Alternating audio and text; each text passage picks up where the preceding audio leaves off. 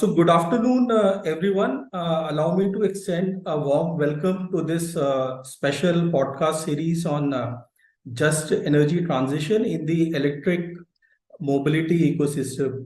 This is a joint collaborative effort of the India offices of the Friedrich-Ebert-Stiftung and CUTS International. In today's podcast, we shall be discussing on the role of trade unions in ensuring a just transition in India's mobility sector.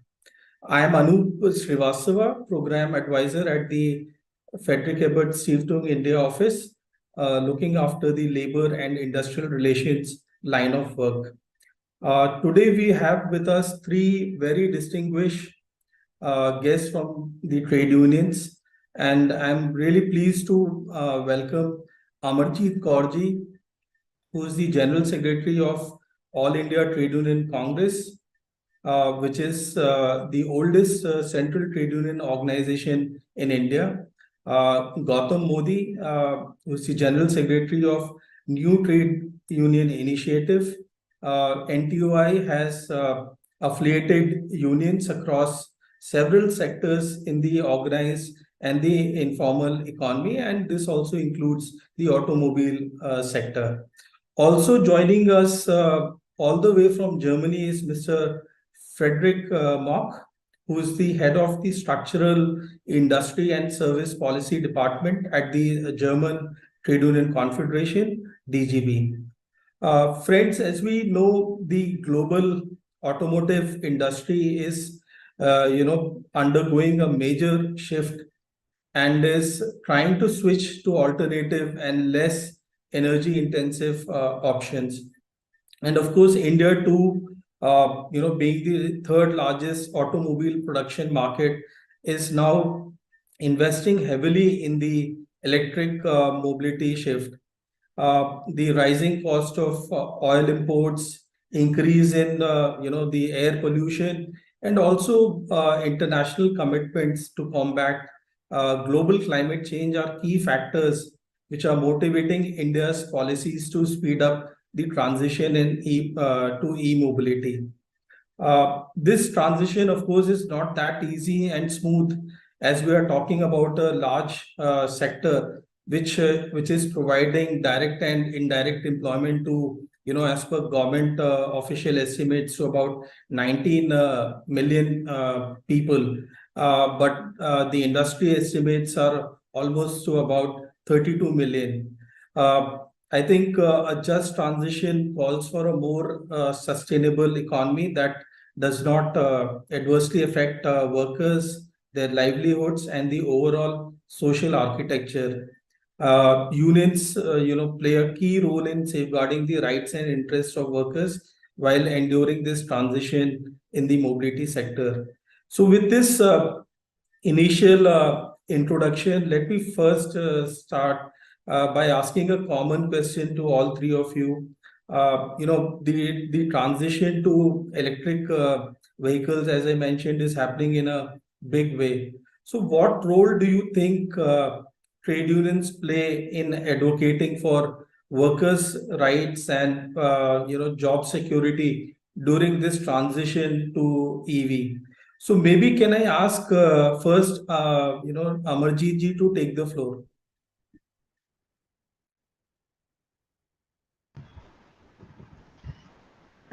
Yes, Anup, with the change of science and technology, new innovations coming up, definitely that impact the workers who are engaged in a particular sector.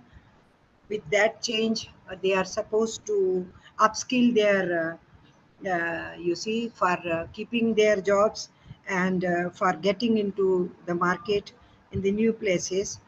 That all is part of life. This has been going on for decades and rather centuries, how the innovations kept going on. So that continues to be agenda of trade unions to see to it that the workers get integrated to the new job situations. Role of trade unions is not to give them training. Role of trade unions is to unite them, organize them, unite them, and raise their issues for getting continued into the work situations, as well as protection of their livelihood in some form, as well as social security to be guaranteed. Those who are into employer-employee relationship, naturally the question of wage negotiations and acceptance, all that comes. But those where it becomes a self-owned workers, but definitely their issues of social security, risks to their lives, occupational safety, health issues become very important, because they remain important for the regular employees, outsourced employees, contract employees, or even the self-owned workers who are called self-employed.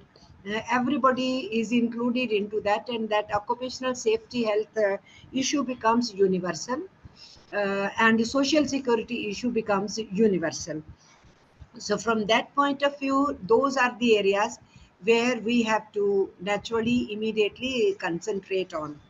Secondly, when this new type of workers come up, then the issue of how to unionize them, how to make a collective of them, is a very big issue. If all those app-based workers who are coming up now, that kind of employment which is getting generated, the issue of employer-employee relationship is coming up.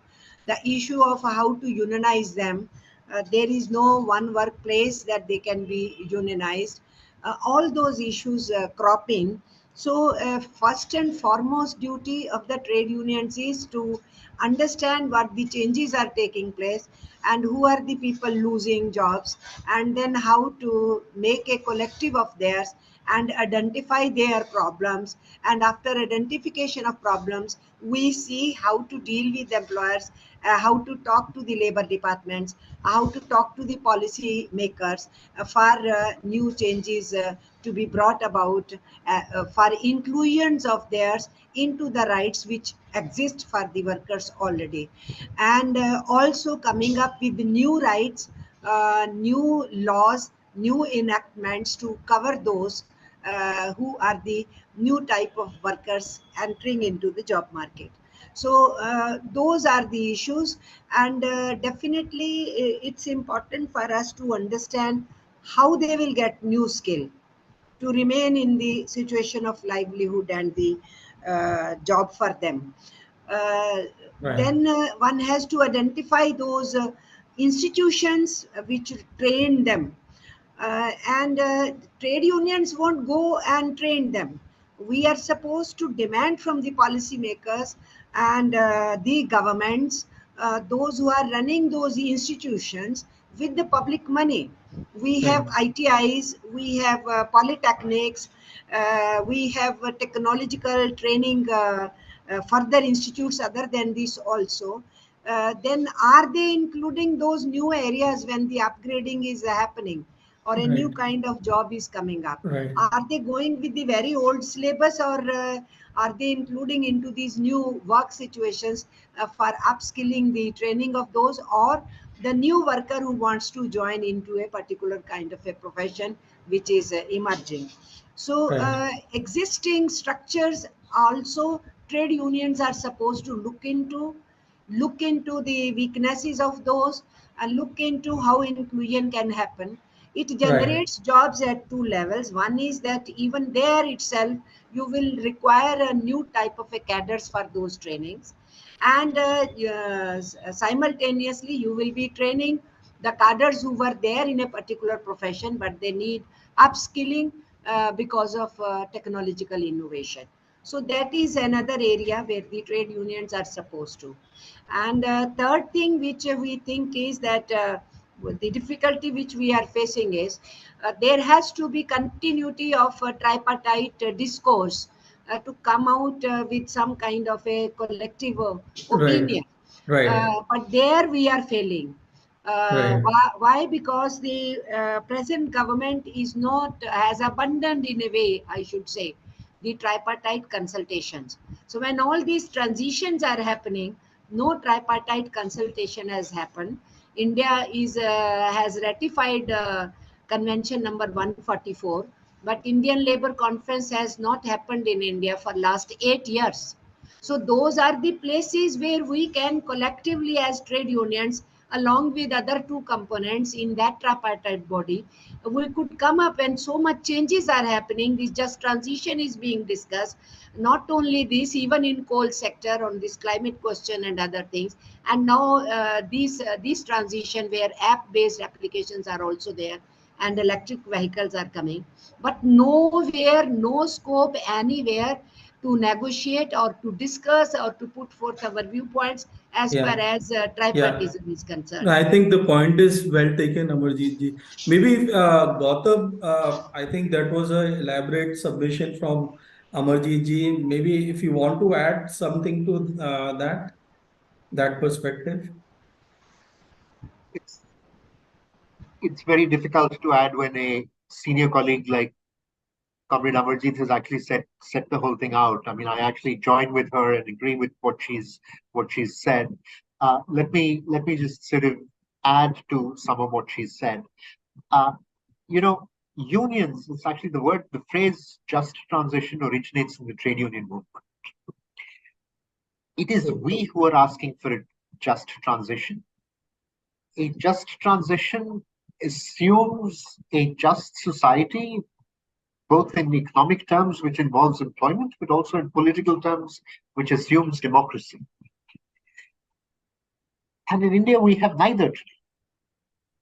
So that's one part of the problem. The second, I think, issue with Comrade Amarjeet has raised, which I would agree with, we cannot deal with training and retraining from the supply side. Training and retraining has to be fostered by government and supported by employers. Unions can at best then encourage their members to go to that training.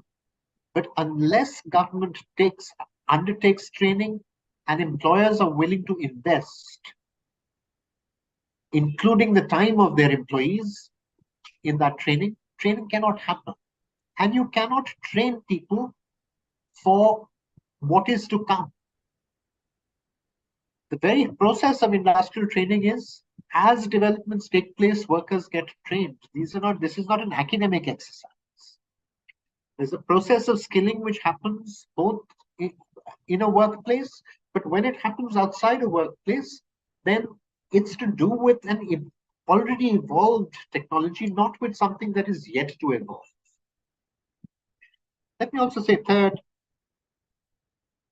when we talk about we call for a just transition, we cannot really talk about it from one, sector by sector. If we want to talk about electrical vehicles, then we start, where in the global supply chain do we start? When we're talking about the ecological crisis, what we're addressing is a crisis that affects the very survival of humanity. And if we're talking about EVs, then we must start with where the battery, where the minerals for the battery and other things come from. And we should really start this discussion from how mining is happening in the Democratic Republic of Congo. Are we really going to build a just globe in this phase of human life? I don't think unions can say we encourage EVs. What kind of EVs do we? What is the electrical vehicle that is being advanced in our country? The electrical vehicle that is being advanced in India is either the very low-end public transport that actually has a very high environmental cost of demobilization, or the very expensive imported high-end SUV, which comes in its electric version. So when we talk of electric, we have to look at a range of things, including where the electricity is going to come from. So we'd fall short if we jump into the electric vehicle question. But in a global sense, we have to look at something larger, also how multinationals are conditioning themselves. In the course of the last 3 years, right in the midst of the pandemic, two large global automobile manufacturers, General Motors and Ford, actually quit India. And now we realize, as we look back, they quit not because they were necessarily not making profits in India, but they did not want to invest in the environmental transition, over 20,000 jobs have been lost, not in the name of not in the name of the environmental transition, but because companies want to invest elsewhere, but not in one particular country. So talking about a just transition cannot be about, getting to net zero calculations sector by sector or company by company, or even country by country. It has to come through a new global compact, Right. where Right. workers and workers' rights have an important place around the table. Yeah. So, thank you so much, Gautam, for that input. Can I ask, Mr. Frederick, you have heard from your Indian counterparts, and what would be your submission? Yeah, thank you so much also for the possibility to participate in this podcast. I mean, lots of very important messages have been said by my Indian colleagues. So thank you for this. And maybe just as an addition from the German trade union perspective, I would like to underline that trade unions have to be a very strong voice of the workers. Strong voice of the workers in quite different levels of action. So we've heard a lot about the issues of collective bargaining. I think this is really crucial when it comes to a just transition, that strong unions are able to negotiate with employers' organizations, to negotiate with companies on collective agreements. Maybe I can talk later about our experiences on this in reference to just transition. On the other hand, I think it is necessary that the trade unions make good proposals for the political arena. So lots of political framework is created by the governments on quite different levels of actions. And in Germany, as the German Trade Union Confederation, we are trying to deal with these issues and make proposals on all these things which are in the political arena negotiated as well. And I think it is our task as trade unions to bring the workers' voice into this political arena, so that the politicians are aware of our issues. And yeah, I mean, for some issues, it is also helpful to create a network together with other, for example, civil society organizations and so on, so to build a quite big and powerful collaboration for some issues.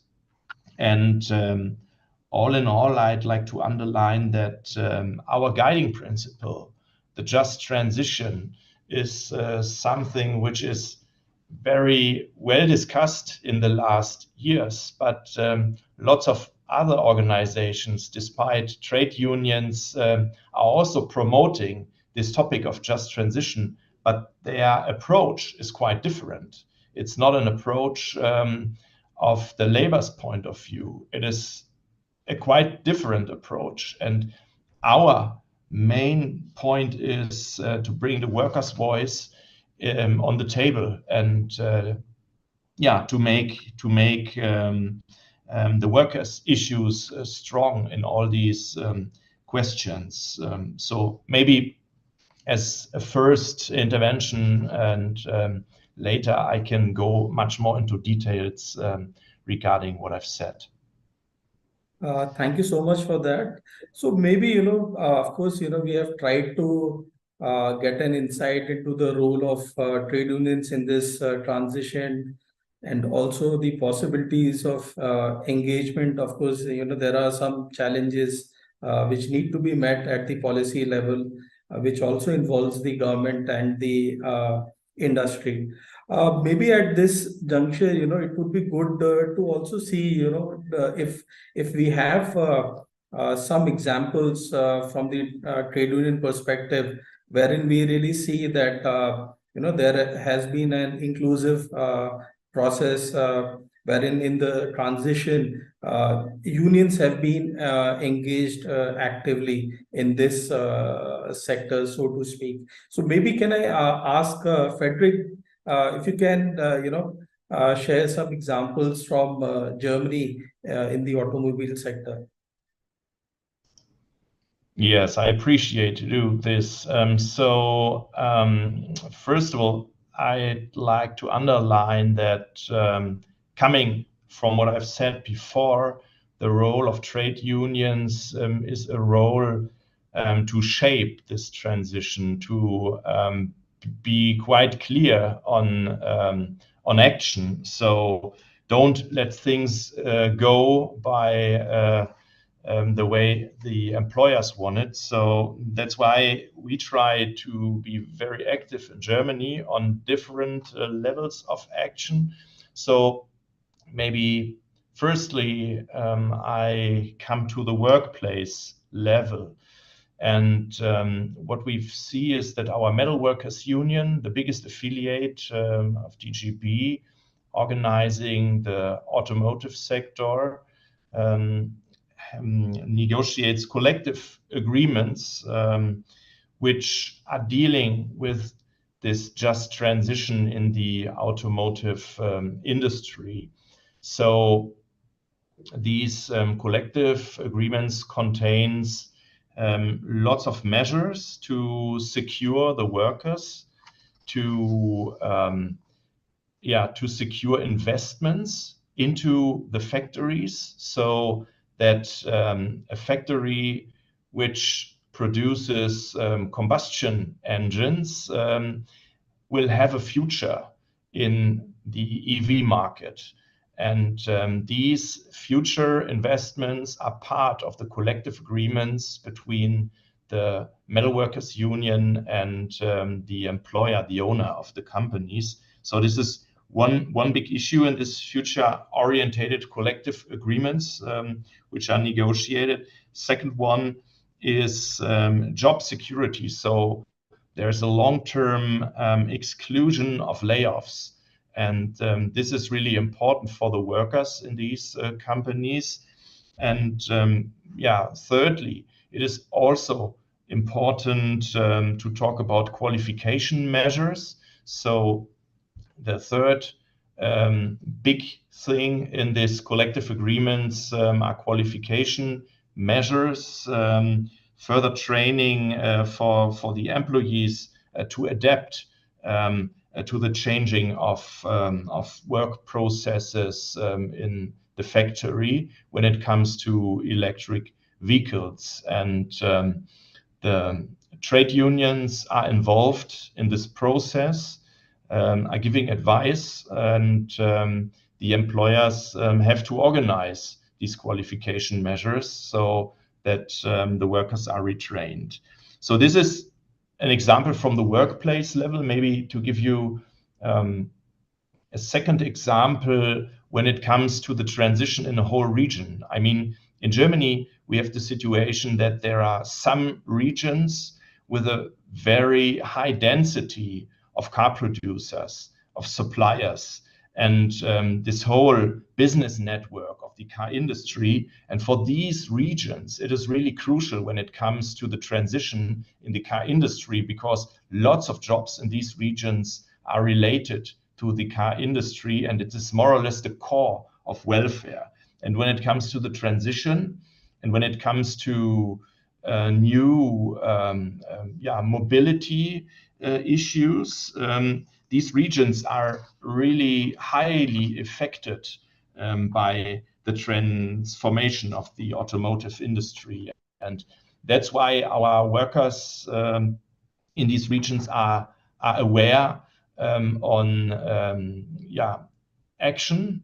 So the Metal Workers Union has installed some kind of transition networks, councils who are dealing with the transition on the regional level. So to form networks between companies, between work councils, between the workers, So trying to bring different stakeholders together and to discuss about the changes which we are facing, because we believe that it is important to have also such a social dialogue on the regional level to talk about measures to shape the regional transition. So out of these transition networks, good ideas are created. For example, some kind of cooperation projects, innovation hubs. So trying to implement new ideas for new value creation in these regions, and also bring research and development agencies into this process to get ideas for new business opportunities, and for us, for new workplaces which are needed for the workers in future. And the third level of action, to which I would like to give you an example, is the governmental level. So the federal governmental level in Germany. There are also some stakeholder dialogues, a social dialogue which is organized from the federal government in Germany together with the trade unions and the employer organizations. It's called Alliance for Transformation. And this Alliance for Transformation is working on very strategic issues shaping the transition in Germany in general. So, for example, it is discussed the industrial transition, technological developments, and also how to secure skilled workers for the transition, talking about the regional structural change in different areas of Germany. And for us, the goal is a joint view of the upcoming changes and to establish a reliable social partnership as a big asset to find resilient solutions. I mean, there are also big controversies between the employers and the trade unions, no doubt. But this social dialogue gives us the opportunity to find also common solutions and to make sure that the workers' voices are on the table. Yeah, thank you so much for that insight, especially, with regard to the metal workers unions, their led initiatives and how they are incorporating such a transition within their collective agreements is something very noteworthy. When we talk about just transition, one of the major issues, I think, which Amarjeet ji mentioned in her initial comments as well, was about how do we meet the skilling requirements, the transition which is going to take place in the sector, moving on to the EV. There is, of course, skilling requirements for the workers. So, do you foresee, the possibilities, because you have unions at the workplace, and do you see there are possibilities of, engaging in skill development and training programs at the plant level itself, or even within the industry, in collaboration with the employers association? So basically, how to ensure that the workers who are there, they can be equipped with the necessary knowledge and information for them to, to remain employable within the EV industry. So maybe can I ask Amarjeet ji, maybe to make an intervention? Yes. Anup, 2-3 things before that I would like to say. One is that there is a system of safety net when you talk of developed nations. So anybody losing job, at least there is a safety net. You will not be starving. But in Indian conditions, as soon as you lose your job, your livelihood, there is no safety net. That's one thing. And presently, the Social Security Code, which is proposed in India, is exclusive in nature. Instead of making it inclusive, they have made it exclusive. It talks of any institutions and other places 10 and above. So a vast majority of workforce in India is excluded from that kind of a definition. So there is no safety net, and now when we are talking of social security coverage to everybody, to all workforce, there we find it is exclusive in nature. Third thing which I want to say is that there used to be a body in India, which was whenever technological changes are taking place, there used to be regular consultations with the trade unions. There was a body like this. For last 11-12 years, that body has not met. It met before this present regime came to power. And after that, that body had its age. It is supposed to be reconstituted. The present government never reconstituted it, never had its meeting. That was at least one place where employees, government and employees used to be together, ultimately to discuss what kind of changes are coming and how to see to it that the workforce is trained. So on-job training is a system in India, but even that is not happening now. No discussions, consultations of any kind of a tripartite body which was there. Even for these discussions, whenever some new changes, new innovations are coming up, and this becomes an important component for upscaling and retraining the workers for continuity of jobs. That is another point I wanted to make, that the bodies which were there are also abundant, and the scope where you could speak as in the Indian Labour Conference is also gone. And then the labor law changes without consulting with us are happening, and the codification of laws is happening, which is actually taking the labor force in the negative direction. It's rolling back the history. It is not going forward towards the forward direction. It's going backside. So what we have seen now is that one law came in Rajasthan recently by the Rajasthan government. Elections are approaching and there was a big demand. Those application based workers, gig workers, they must be covered. Something should be done. They have come out with a law that is on social security issue only. It has nothing to do about training or anything. It is in connection with giving social security coverage to them. When we looked at that law, it's a welcome step that one government has brought something. But when we looked at that law, we found how it will be implemented.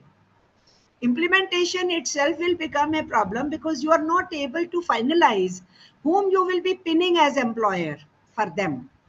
And then seeing to it that the contribution of that employer is there for some kind of a fund where the social security will come. So it's a very ticklish area, even though we were happy that something has come out. Even if it is a half-baked law, then there is a scope that you ask for its improvement and you ask the other areas also. So in India, the first app-based law has been attempted by one state government, which we may not be fully agreeing with all the clauses, but that has happened. So that is only mainly on the social security question. But if you look at occupational safety of these workers, occupational safety code is also exclusive in nature.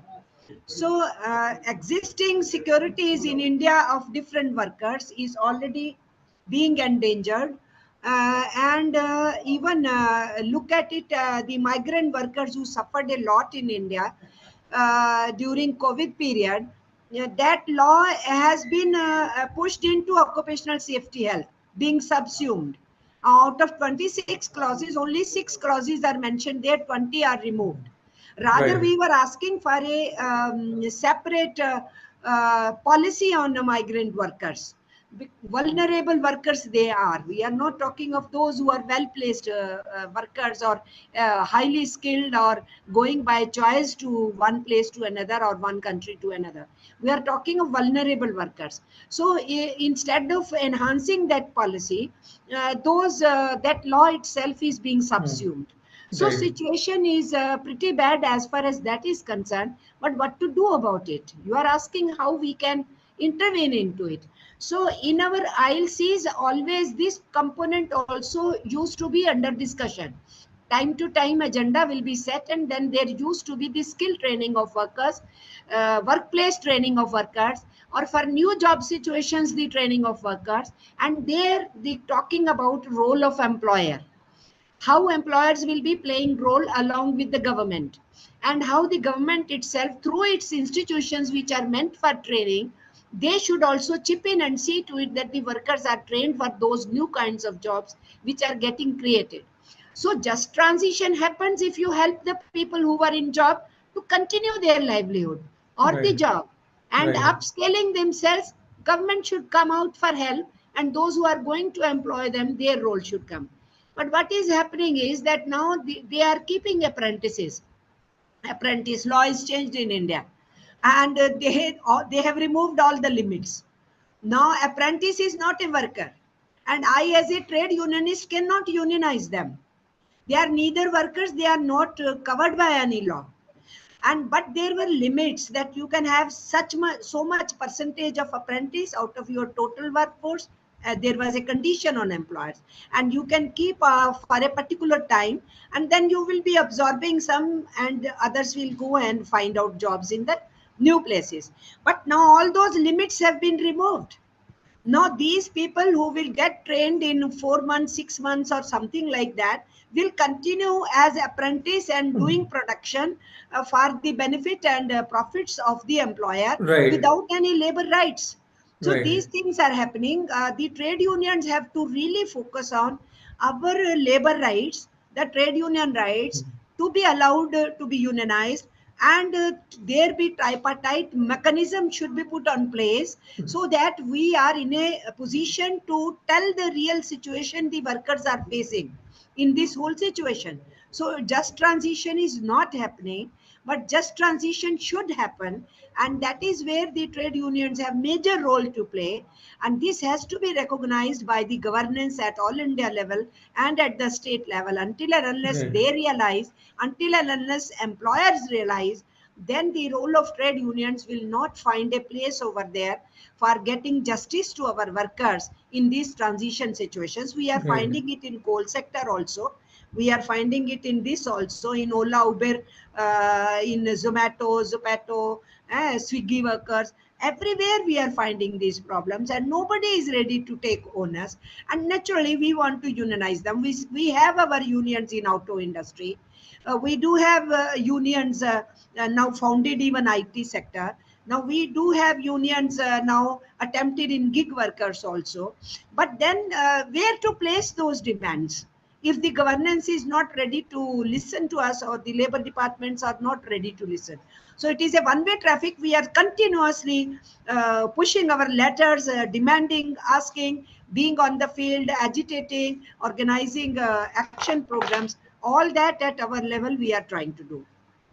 Thank you, Amarjeet ji, for sharing those, very practical insights. Maybe very quickly, if Frederick, if you want to share what exactly, how you are dealing with this, skill development and training for this transition, to the EV industry in the automobile sector. So very briefly, if you want to mention, how you're doing that in Germany. Yeah, thank you. Maybe first of all, give me the chance to underline one thing. I think what we've heard so far is that the situation in India and Germany is quite different, and it is not comparable. No, I think the intention is also not to just compare, it was also to share experiences.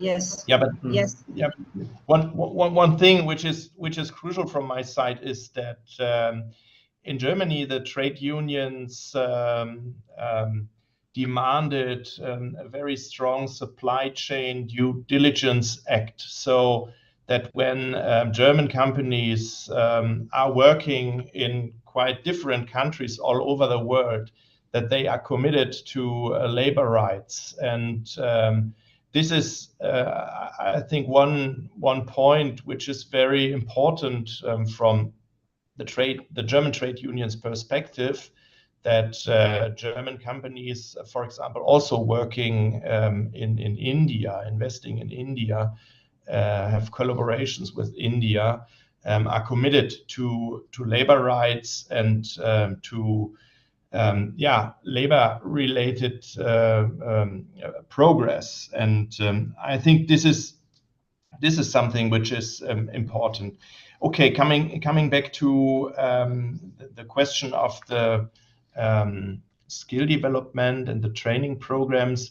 I mean, in Germany, we have this dual training and this dual training program. So after school, you can be trained in a company and also in a school on a specific job, and you get skills for this job. And I think that this dual educational system is a very good thing from our point of view, as a first start to get into the world of work when you're young.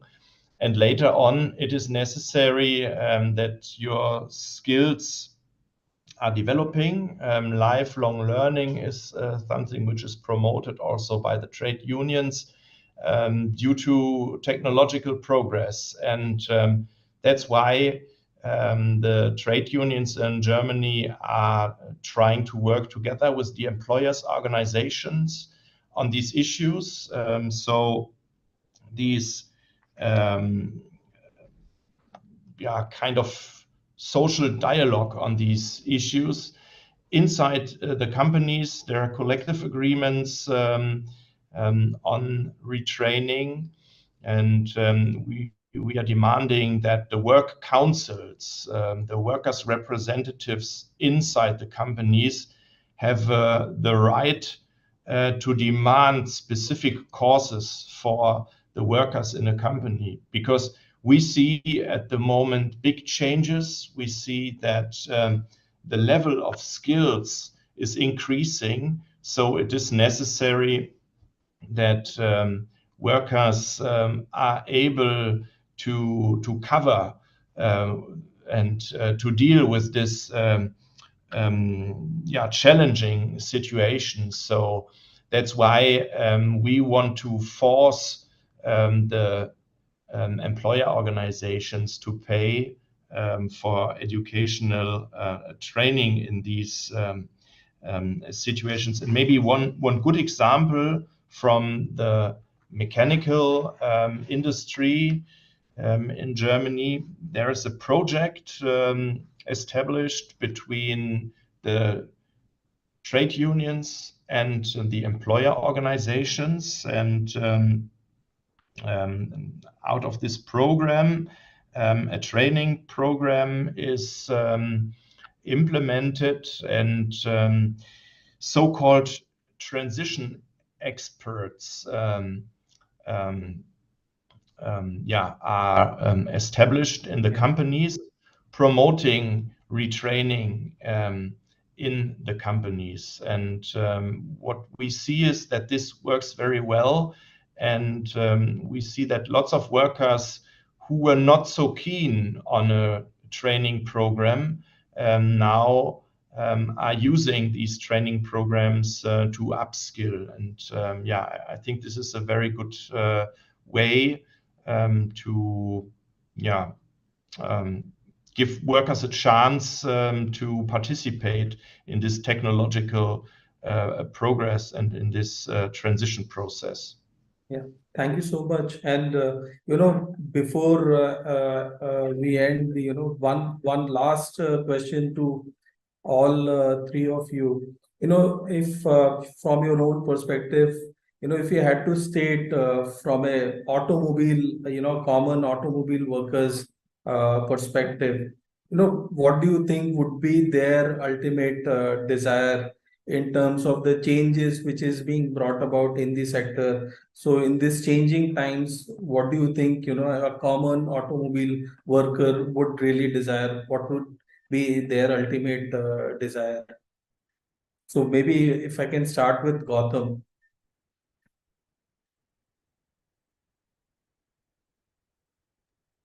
The German law on due diligence is a welcome step. It's a big increment from the already existing French law, or an advance from the existing French law.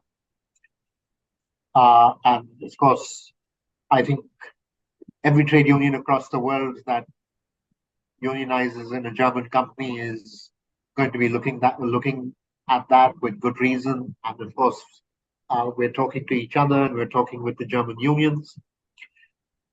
But if I can just speak to that for a moment, this shouldn't be seen as the ultimate instrument, but one that helps us travel the road further, bringing about an ILO convention on decent work in the global supply chain. In a sense, both the French law and the German law are a result of that campaign and that struggle. The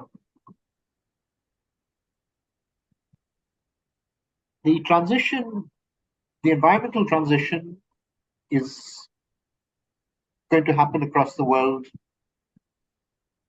at different paces.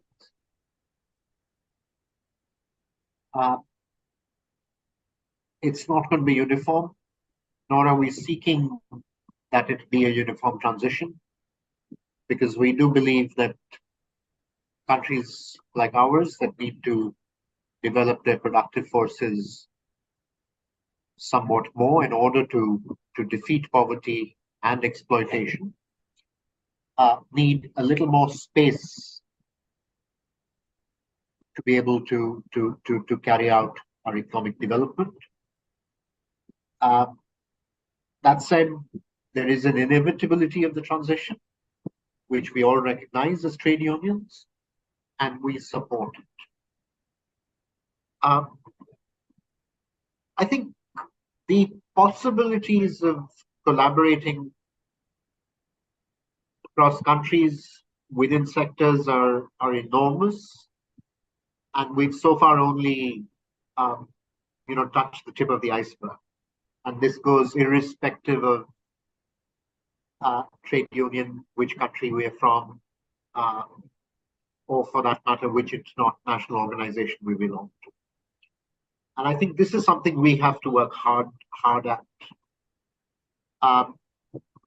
Capital has globalized at a pace over 30 years, which has changed the shape of our planet and is continuing to do so at a pace that we're finding difficult to keep up with. And I think all of us in the trade union have a responsibility to look at effective strategies that work. But to find strategies that work, I think we need really two things between us to go forward. First, we need to find mutual respect amongst ourselves. And second, we need to recognize that finally, if there is to be a global collaboration, global solidarity, then a starting point in all probability should be health and safety, where it's not about money, it's not about wages, it's not about income levels, it's not about differential laws, but it's about common standards, about forcing global firms to recognize that all workers' lives are important, all workers' lives are as valuable, and global corporations cannot adopt different standards in different countries. One standard in the parent company, which is in the global north, and mirrored set of standards in companies where they run their subsidiary firms in the global south. I think that's probably where we ought to be starting our dialogue. Right. Amarjeet ji, would you want to add some final words?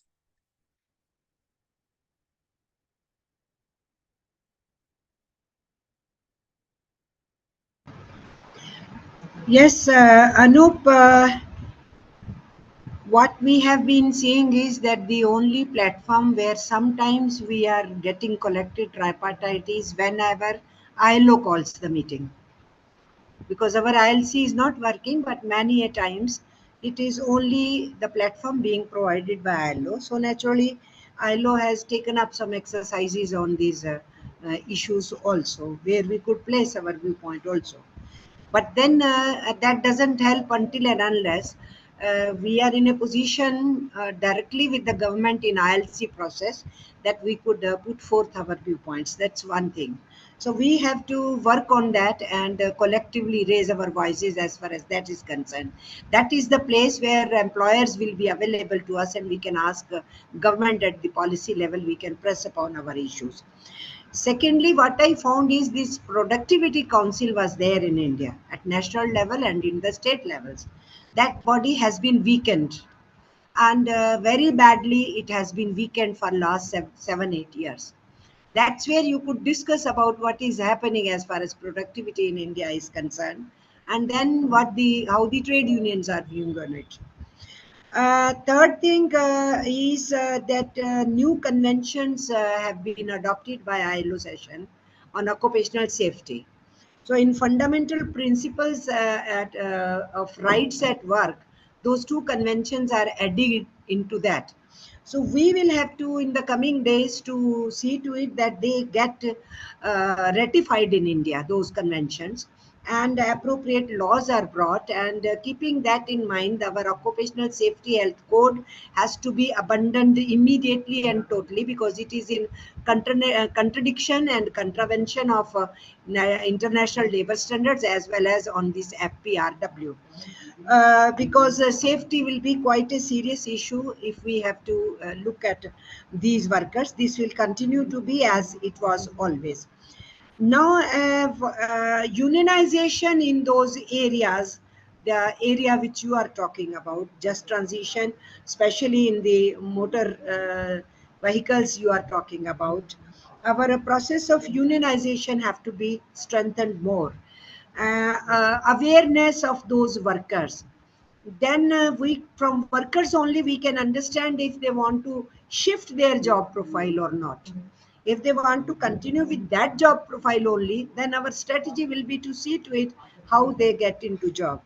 Our experience is that all those collaborations which happened in India, the foreign companies, multinational companies, along with some Indian company or the foreign company itself in India, they don't respect our labor laws. And we have seen how our workers are thrown out when they try to unionize. We fought back and we succeeded in substantiating those unions. That is a different issue. But in every new company and in this transition to electric, many foreign companies are going to come to India, and they will be working in collaboration with some companies or directly coming. So then if they will not be following the labor laws over here, whatever little still we have, then if they will not respect our constitutional rights, democratic rights of unionizing, because unions are the only place where the workers can voice and unions can fight for them.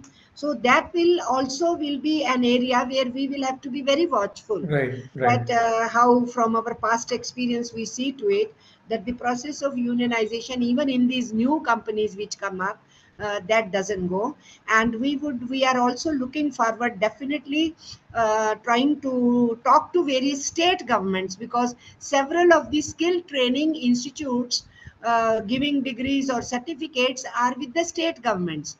All Right. India is one body, AICTE, but they take certification from that All India body, but they function at state level.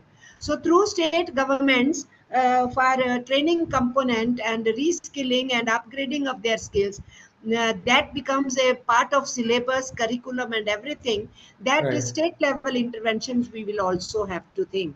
So Right. it's a vast area to work with, Right. and definitely with the several international trade union organizations, different countries, trade union organizations, sharing experiences with them will definitely help us how they have been taking up this issue, and how from their experiences we can also learn and replicate certain of the things which could be possible in India also. Yeah.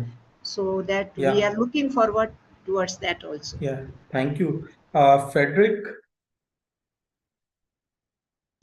Yeah, thank you. Well, I think what we've seen, first of all, is that it is very valuable to talk together and to share experiences coming from quite different perspectives. And I think this is what we've learned in the last years.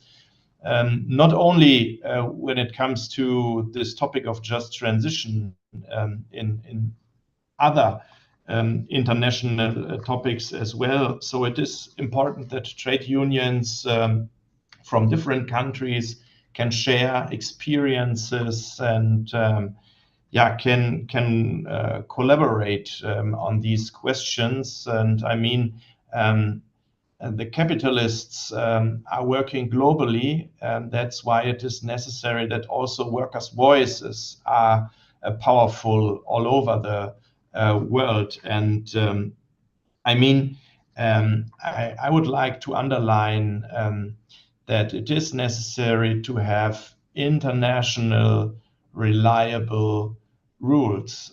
That's the way to form, and that's the way to bring progress all over the world. And that's why the DGB is also trying to be involved in international international negotiations. For example, the climate negotiations, ILO was mentioned. I think this is necessary that trade unions are on the table when it comes to the negotiations of international rules. And maybe one point. I think that there are so-called just energy transition partnerships implemented in the next years. And I think that there will be also a just energy transition partnership between some donor countries and India.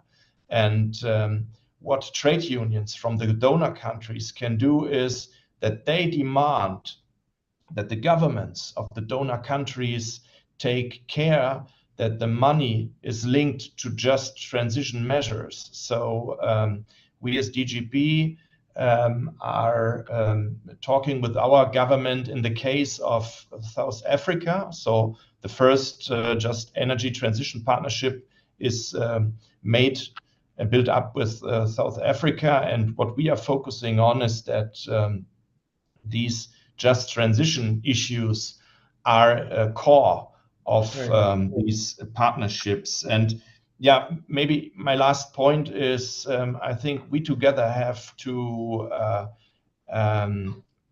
be very clear and powerful, because just transition is about to improve the working and the living conditions of the working people. And that's why it is so important for us as trade unions.